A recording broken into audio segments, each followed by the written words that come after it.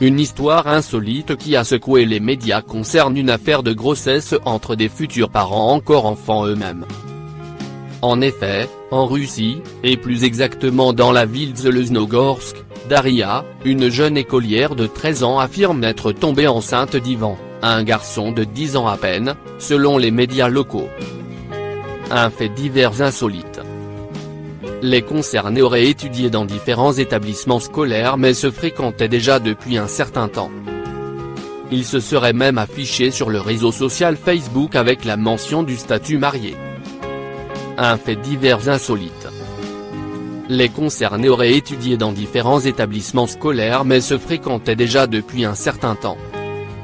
Ils se seraient même affichés sur le réseau social Facebook avec la mention du statut marié. Face à cette nouvelle, la famille de la jeune fille s'est montrée solidaire et a assuré souhaiter soutenir sa décision de garder le bébé. Les deux enfants seraient même apparus à la télévision pour parler de cette grossesse. Vu l'incongruité du cas, la police a décidé de l'ouverture d'une enquête pour déterminer les circonstances de l'événement et s'est rendue pour cela à l'école des concernés pour vérifier les faits. Dans un communiqué, la police locale a déclaré avoir reçu l'information le 13 janvier 2020. Des tests de paternité révélateurs. Depuis l'annonce de cette grossesse assumée par les deux enfants impliqués, les médecins ont découvert via un test de paternité que le jeune garçon de 10 ans ne pouvait pas être le père de ce futur enfant, n'ayant pas encore franchi le cap de la puberté. Daria aurait ensuite révélé avoir menti pour dissimuler un viol dont elle a été victime. D'après les rapports recueillis, la jeune fille aurait identifié Ivan comme futur père de son enfant parce qu'elle aurait, en réalité, été violée par un adolescent de 15 ans. Sa famille aurait porté plainte contre ce dernier et selon les médias locaux, le suspect aurait été assigné à résidence. TSN souligne toutefois que le comité d'investigation russe n'aurait fourni aucune information sur cette affaire, et qu'aucune enquête criminelle n'aurait été annoncée. L'importance d'accompagner une puberté précoce.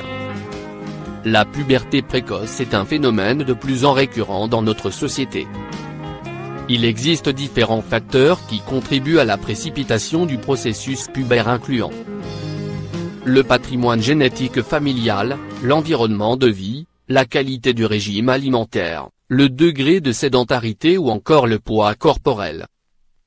La spécialiste Karine Guenich, psychanalyste et psychologue à l'hôpital Necker souligne son impact au niveau parental, en expliquant que cela génère de l'angoisse.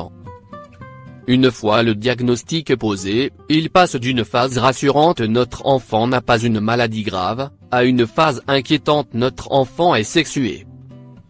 En effet, lorsque l'enfant a encore 7 ou 8 ans, ce dernier est encore perçu comme être asexué, et ce changement entraîne de multiples questions concernant la fertilité, la sexualité et la fécondité. Des sujets que la plupart des parents n'ont jamais évoqués avec leur enfant. Pour être à même d'apporter de l'aide et du soutien à votre enfant dans les chemins sinueux de l'adolescence, Alain Sheyman, endocrinologue, fournit quelques conseils et recommandations.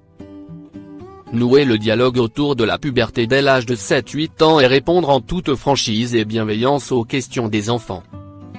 Réduire au maximum leur exposition aux matières et produits chimiques. Encourager l'activité physique régulière et l'implication dans des activités extrascolaires. Être à l'écoute de son préado en cas de besoin et le soutenir.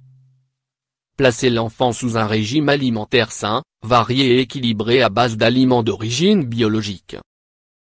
Consulter un médecin en cas d'inquiétude pour un diagnostic vérifié. Impliquer des personnes tierces dans la gestion de la puberté précoce de votre enfant, l'infirmière scolaire, un psychologue,